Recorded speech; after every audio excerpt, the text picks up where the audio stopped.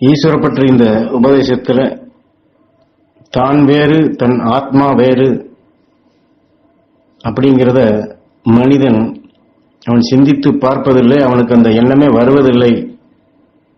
பொதுப்படைய அவர் இந்த உபதேசத்தில் அதை சுட்டி காட்டி ஆன்மாவுடைய அதில் இருக்கக்கூடிய நுண்ணிய நிலைகளை நாம் தெரிந்து கொள்ள வேண்டிய முக்கியமான விஷயத்தை,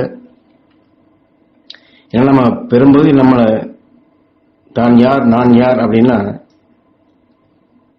இந்த உடலுக்குள்ள இயங்கக்கூடிய உயிரை பற்றியோ உயிரான்மாவை பற்றியோ அதிகமாக நம்ம சிந்திக்கிறது இல்லை. இந்த உடல் நம்ம எதை நுகர்றோமோ பார்க்குறோமோ கேட்குறோமோ அதிலே சுழன்று அப்படியே நம்ம உடலை விட்டு போகக்கூடிய நிலை தான் இருக்கு. எதுக்கு நம்ம வாழ்றோம், இந்த வாழ்க்கையில் நம்ம என்ன சேமிக்கிறோம் அப்படின்னா சந்தோஷமா வாழணும், சொந்த பந்தங்களோட வாழணும், செல்வ செழிப்போட வாழணும், பேரும் புகழோட வாழணும், இப்படி மட்டும்தான் நினைக்கிறோமே தவிர தான் யார், இந்த ஆன்மான்னு சொல்றாங்களே அது என்ன, உயிர்னா என்ன அப்படிங்கிறத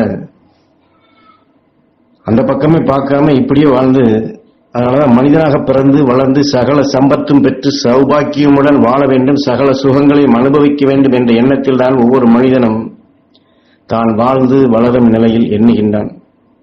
ஆனால் அந்த நிலையிலேயே பேராசை கொண்டும் எண்ணி விடுகின்றான். அந்த பேராசையினால் வருவதுதான் சகல கஷ்டங்களும் பிணிகளும் பீடைகளும். அவன் எண்ணத்திலேயே தான் அவனுக்கு இது எல்லாமே வருகின்றது. இதுவும் நமக்கு தெரிஞ்ச விஷயம்தான். இந்த வாழ்க்கையில நம்ம நல்லதை எண்ணி ஏங்குறோம், அதுல எதிலே போய் சிக்கிக்கிறோம். அதுல போய் சிக்கின பிற்பாடு எல்லா கஷ்டமும் நோயும் கடைசியில மனிதன் இப்படித்தான் உடலை விட்டு பிரிகிறான். இதுவும் எல்லாருக்கும் தெரியும். ஆனால் இதை யோசித்து பார்க்கறது இல்லை. தான் வாழ வேண்டும், தன் உடல் நலம் நன்றாக இருக்க வேண்டும், வறுமை இல்லாத வாழ்க்கை வேண்டும், தன்னை ஒட்டியுள்ள தன் சந்ததிகள் என்றும் இன்பமுடன் வாழ வேண்டும் என்ற எண்ணத்தில் தான் பல கஷ்டங்கள் பட்டு பல செல்வங்கள் சம்பாதித்து தான் இறந்த பிறகும் தான் குடும்பத்தார் நல்ல நிலையில் வாழ வேண்டும் என்று சொத்து சுகத்தை சேர்த்துவிட்டு செல்கின்றான் மனிதன். இதுவும் நமக்கு தெரிஞ்ச விஷயம்தான். ஆனால் தான் பிறந்து தன் ஆத்மாவிற்கு எந்த நிலையை தேடிக்கொள்கின்றான், தான் வேறு தன் ஆத்மா வேறு என்ற எண்ணமே மனிதனுக்கு எழுவதில்லை. ஏற்கனவே பல தடவை சொன்னதான், ஒரு இயக்கம் இருக்கு அப்படின்னா அந்த இயக்கத்தை பற்றி தான் சிந்திக்கிறோம். அந்த இயக்கத்துக்கு உண்டான கர்த்தா அல்லது அந்த மூலம் எதனால இயங்கப்படுகின்றது, எதனால அந்த இயக்கமாகிறத பத்தி நம்ம பார்க்கறது இல்லை.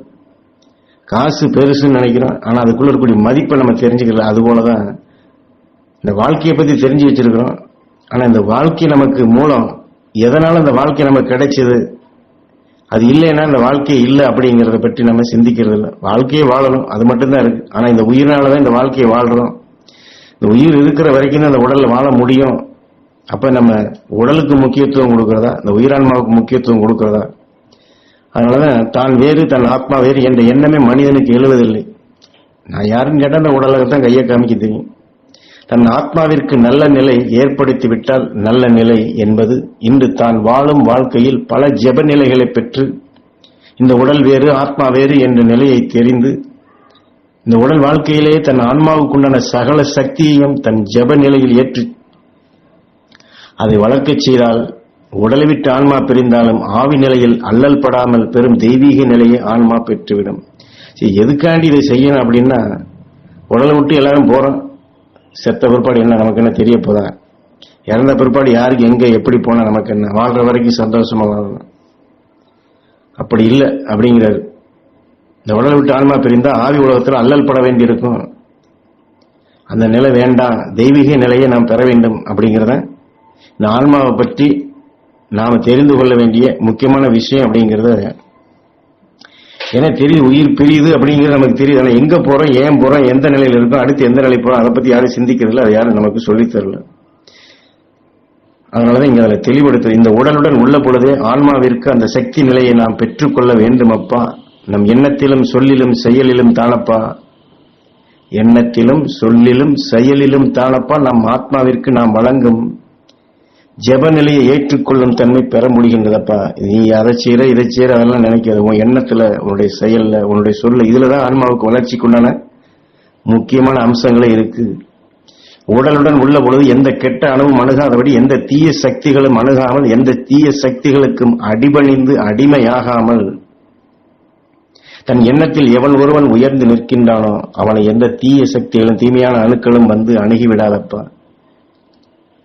ஏனென்றால் நலிந்தோன் இதயத்திற்கு மேலும் மேலும் நலிந்த நிலைதான் வந்து அண்டிடும், நல்லோன் இதயத்திற்கு நல்ல நல்ல நிலைகள் தான் வந்து அணுகிடும். அப்பா, இந்த உலகத்துல நல்லது காலம் இல்லை அப்படிங்கிறது தான் நம்ம பேசி பழகி இருக்கோம். ஆனா ஏன் நல்லதுலயே இருக்கணும் அப்படிங்கிறதுக்கு முக்கியமான அழுத்தம் திருத்தமா சொல்றார்.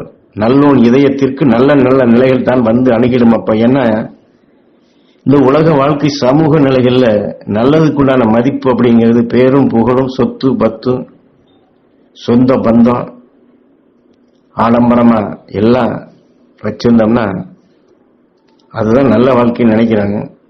ஆனா அவர் அதைத்தான் இங்க மாத்தி சொல்றார். அதெல்லாம் இந்த உடலுக்கு, உன்னுடைய ஆன்மாவுக்கு அது கிடையாது. அப்ப உன்னுடைய ஆன்மாவுக்கு நல்ல நிலைகள் வரத்தான் நீ முயற்சி பண்ண. அதுதான் உனக்கு இந்த உடலுக்கு பின் அதை அழைத்து செல்லும். ஒருவன் எண்ணத்தில் எந்த நிலையில் இருக்கின்றானோ அந்த நிலையில் உள்ள அணுக்கள் தான் நம்மளை வந்து தாக்கிடும். பூவின் வாசனை கருவாடு வாசனை. பூவுடைய வாசனை அதிகமா சுவாசிச்சவங்களுக்கு அதுதான் நல்லா இருக்கும். கருவாட்டினுடைய வாசனையை நுகர்ந்தவனுக்கு கருவாடு தான் நல்லா இருக்கும். கருவாடு வாசனையை சுவாசிக்கிறவனை கொண்டு போய் பூ கிட்ட கொண்டு போய் விட்டோம்னா இது என்ன நாத்தம் அடிக்குதுமா. நல்ல பூ வாசனையை நுகர்ந்தவனுக்கு கருவாடு பக்கத்தில் கொண்டு என்ன எப்படி நாத்தம் அடிக்குதுமா. இப்படித்தான் நம்ம எந்த உணர்வு அணுக்கள் நமக்குள்ள விளைய வச்சிருக்கோமோ அதுக்கு தகுந்த மாதிரி தான் நம்முடைய செயலாக்கங்கள் அமையும். அதற்கு பிற்பாடு நம்முடைய வாழ்க்கை அமையும் அப்படிங்கிறத வெட்ட வெளிச்சமா காமிக்கிறது. மனித உடலில் உள்ள பொழுதே இப்பொழுது நாம் உண்ணும் உணவும் உடுக்கும் உடையும் வாழும் வாழ்க்கையும் அன்றன்று மறைவதுதான் என்ற எண்ணம் மக்களுக்கு தோன்றி நாம் சேமிக்கும் சொத்தெல்லாம் நம் ஆத்மாவுக்கு எந்த நிலை என்று புரிந்து சேமித்து வைக்க வேண்டும். அப்ப நம்ம ஆன்மாவுக்கு சேமிக்க வேண்டிய சொத்து தான் முக்கியமானது. அதனாலதான் இங்க தியானத்துக்கு நம்ம கடைபிடிக்கணும்னு சொல்றோம். நாம் வேறு, நம் ஆத்மா வேறு. அந்த ஆத்மாவில் ஆண்டவன் தான் கலந்துள்ளான். ஆண்டவனை தேடிட்டே இருக்கணும், தெய்வத்தை பார்க்கணும், கடவுள்கிட்ட போய் சேரணும். ஆனா அவன் எங்கேயும் இல்லை. அந்த ஆத்மாவில தான் அந்த ஆண்டவனே இருக்கிறான். இந்த உடலில் நம் ஆத்மாவுடன் அந்த ஆண்டவன் கலந்து குடியிருக்கிறான் என்ற எண்ணம் மட்டும் ஒவ்வொரு மனதிலும் நிலைத்திருக்க வேண்டும். அப்பா, அதுதான் நமக்குள்ள நிலைச்சிருக்கணும். காலம் அழிந்தாலும் நம் ஆன்மா அழிவதில்லை. இந்த உடலில் நாம் அந்த ஆத்மாவிற்கு எந்த நற்காரியத்தை சேர்த்து வைக்க முடியுமோ அந்த நற்பயனை நாம் சேமித்து வைத்திட வேண்டும். அப்பா, நம்ம நல்லா சம்பாதிக்கணும், குடும்பத்துக்காண்டி சேமிக்கணும், அவங்களை காப்பாற்றணும், இவங்களை காப்பாற்றணும்னு நினைக்கிறோம். ஆனா இதை மாற்றி சொல்றாரு, நீ நல்ல உயர்ந்த உணர்வுகளை உன்னுடைய ஆன்மாவுக்கு சேமிப்பாக்க வேண்டும். இதுக்கு இன்னும் விளக்கம் கொடுக்குறேன். நம்ம உடல், நம்ம சாப்பிடக்கூடிய சாப்பாடு எல்லாம் ருசியா தான் சாப்பிட்றோம். ஆனா அதுல இருக்கக்கூடிய சத்தம் மட்டும்தான் உடல் ஏற்றுக்கொள்ளுது, கழிவெல்லாம் வெளியேற்றுது. அப்ப நமக்குள்ள படைக்கப்பட்ட சக்தி இப்படிப்பட்டதா இருக்கப்பட போகும்போது நம்ம ஆன்மாவுக்கு நம்ம எப்படிப்பட்ட உயர்ந்த சக்தியை சேமிக்கணும். அதான் கேள்வியாக நம் உடல் அமைப்பையே ஆண்டவன் இந்த நிலையில் அளித்திருக்கும் பொழுது நம் ஆத்மாவிற்கு நாம் இன்னும் எத்தனை பெரிய தெய்வீக நிலை ஏற்றுத் தர வேண்டும். அப்ப கேள்வியை கேட்கிறது. நம்மை சுற்றி பல பல காரியங்களும் நல்லெண்ணம் உடையவர்களும் தீயெண்ணம் உடையவர்களும் எல்லாமே கலந்துதான் இருக்கின்றது. நம்மில் இருக்கும் பல கோடி அணுக்களின் உந்துதலுக்கு நாம் ஆளாகாமல் நம் சுவாச நிலையில் நம் ஆத்மாவுக்கு வேண்டிய நல்ல நிலையைத்தான் நாம் பெற வேண்டும். ஏன்னா பல கோடி சரீரங்கள் நம்ம எடுத்துக்கொண்ட உணர்வு நமக்குள்ள வளர்ச்சி பெற்று அதன் இயக்கத்திற்கு இழுக்கத்தான் செய்யும். அந்த அணுக்களுடைய உந்துதலுக்கு நம்ம ஆகாம நம்ம ஆன்மாவுக்கு, அதாவது நம்ம எப்படி சொல்றோம், என் குடும்பத்தை காப்பாற்றணும்ல, என் தொழிலை காப்பாற்றணும்ல, என் பிள்ளையை காப்பாற்றணும்னு சொல்றோம்.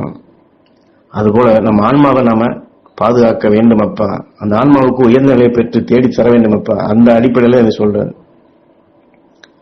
நம் ஆன்மாவிற்கு தானப்பா பெரும் பொக்கிஷத்தை தேடி வைத்திட வேண்டும். இன்றைய பெரும்பகுதி மனிதர்கள் உள்ளொன்று வைத்து வெளியில் ஒன்று பேசுபவர்களாகவும் பிறருக்காக பிறர் மெச்சத்தான் வாழ வேண்டும் என்ற எண்ணம் உடையவர்களாகவும் பிறருக்காக வாழ்பவரும் பிறர் பார்த்து புகழ வேண்டும் என்ற எண்ணத்தில் வாழ்பவரும் பிறரை துவேஷிப்பவரும் பிறரை புகழ்வரும் எல்லாருமே தன் ஆத்மாவை மறந்து விடுகின்றார்கள். அப்ப அடுத்தவங்களை பத்தி நம்ம அதிகமா நினைக்கிறோம். நம்ம ஆன்மான்னு சொன்னாலும் ஓ அப்படியா, உயிர் அப்படியா. ஆனா மற்றவங்களை பத்தி பேசணும் கேட்கணும் அப்படின்னா ரொம்ப நேரம் பேசுறோம், ரொம்ப நேரம் அதை நினைக்கிறோம். இந்த உயிரை பற்றியோ நம்ம ஆன்மாவை பற்றியோ அதிகமா நினைப்பதில்லை. அதனாலதான் இங்க இந்த அடிப்படையில் நீ இருந்தேனா உள்ள ஒண்ண வச்சு வெளியில ஒண்ணு பேசுறது, மற்றவங்களுக்கு முன்னாடி நான் பெரிய ஆளை காமிக்கிறது, மற்றவங்களுக்காண்டியே நான் வாழ்றேன்னு சொல்றது, அதே சமயத்தில் தன்னை எத்தனை பேர் புகழணும் வைக்கணும் அப்படிங்கிறது, இவங்கெல்லாம் சரியில்லை, இவங்கெல்லாம் தவறான வழியில் இருக்கிறாங்கன்னு மற்றவங்களை இகழ்ச்சியா பேசுறது, இது எல்லாமே தன்னுடைய ஆன்மாவை மறந்தவர்கள் தானப்பா அப்படிங்கிறது. இன்றைய உலகில் உள்ள நற்காரியங்கள் செய்பவர்களும் புகழ்ச்சிக்காக ஏங்கித்தான் செய்கிறாளப்பா. நல்லது செய்யறேன் அப்படிங்கிறவங்களும் எத்தனை இருக்கிறாங்க. ஆனால் அவங்க அந்த புகழுக்காகத்தான் அதை செய்யறாங்க. அவங்களும் இந்த ஆன்மாவுடைய நிலைகளை என்றது இல்லை. புகழ்ச்சிக்கு ஏங்கி செய்யும் நற்காரியங்களும் ஆத்மாவிற்கு ஒரு நன்மையும் செய்வதில்லை அப்பா. நீ சொல்லலாம் நான் நல்லது செய்யறேன், ஆனா அடுத்தேன் இவர் நல்லது செய்யறாருங்க, இவர் நல்லவங்க அப்படின்னு சொன்னா அதுக்காக நம்ம ஏங்கிக்கிட்டு என்ன செய்யறோம்? நல்லது செய்யறோம். நம்ம ஆன்மாவிற்கு சேமிக்கக்கூடிய சொத்து நமக்கு வேண்டியதுதான். அந்த அடிப்படையில தான் இதை சொல்றாரு. தவிர ஏன் செய்யறோம், எதுக்கு செய்யறோம், எதனால செய்யணும். ஆனா அடுத்தவங்களை நினைச்சு அவர் சொல்ற மாதிரி பிறரை பற்றியே தான் நினைக்கிறோம். பிறருக்காக பிறருக்காக பிறருக்காகன்னு சொல்லி நம்மளை நாம மறந்து நம்மளையே நாம கடைசியில் ஏமாத்திக்கிறோம். ஏன்னா செத்த பிற்பாடு எங்க போறோங்கிறத பத்தி யாரும் கவலைப்படாது. அதனாலதான் அந்த மாதிரி ஒரு நிலை வரக்கூடாது. பசித்து வருபவனுக்கு பசி அறிந்து அன்னமிட்டாலும் இந்த காலத்தில் அதையும் ஏமாற்றி பிழைக்கத்தான் பார்க்கின்றார்களப்பா. நல்லவர்களையும் நல்லவர்களாக வாழ விடுவது இல்லையப்பா இந்த உலகம். இன்றைய உலகிலிருந்து மீண்டு வருவதே நம் ஆன்மாவிற்கு தேடித்தரும் பொக்கிஷம் அப்பா. நீ சொல்லக்கூடிய இந்த உலக வாழ்க்கை இதுதான் நீ பெருசா நினைக்கிற. இதுல இருந்து நீ தப்பிச்சு மீண்டு வர்றதானப்பா ஆத்மாவிற்கு தேடித்தரம் பொக்கிஷம் அப்படிங்கிற. ஏன்னா நம்ம உடலை விட்டு தற்கொலை பண்ணிக்கிறதோ இறந்து போறதோ அப்படி சொல்லல.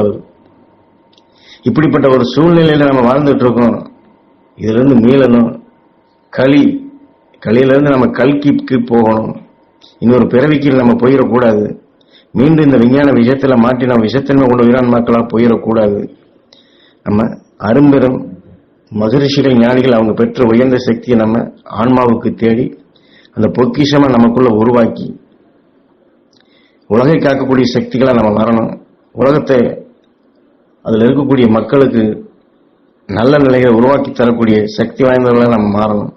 இந்த உலக ஓட்டத்தில் சிக்கி நம்ம மீண்டும் மனித உடல் பெறக்கூடிய எந்த காலமோ சொல்ல முடியும் அந்த மாதிரி ஒரு சிக்கலான நிலையில மாட்டி விட்டுறக்கூடாது.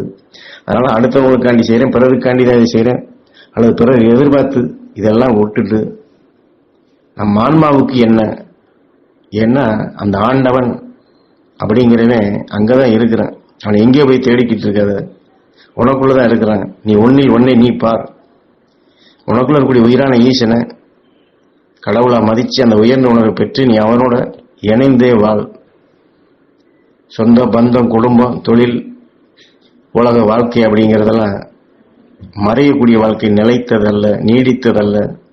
இதிலிருந்து மீண்டு மெய் வெளியில ஒவ்வொருவரும் வரணும். நம்ம ஆன்மாவுக்கு பொக்கிஷமா நம்ம மகிழ்ச்சி உணர்வை அதை வளர்ச்சிக்கு நம்ம கொண்டு செல்லணும். அப்படிங்கறதான் இந்த உபதேசங்கள்ல ஈஸ்வரப்பற்று, நாம யாரு, நம்ம எதுக்கு சொத்து சேர்க்கணும் அப்படிங்கறத தெளிவா சொல்றாரு.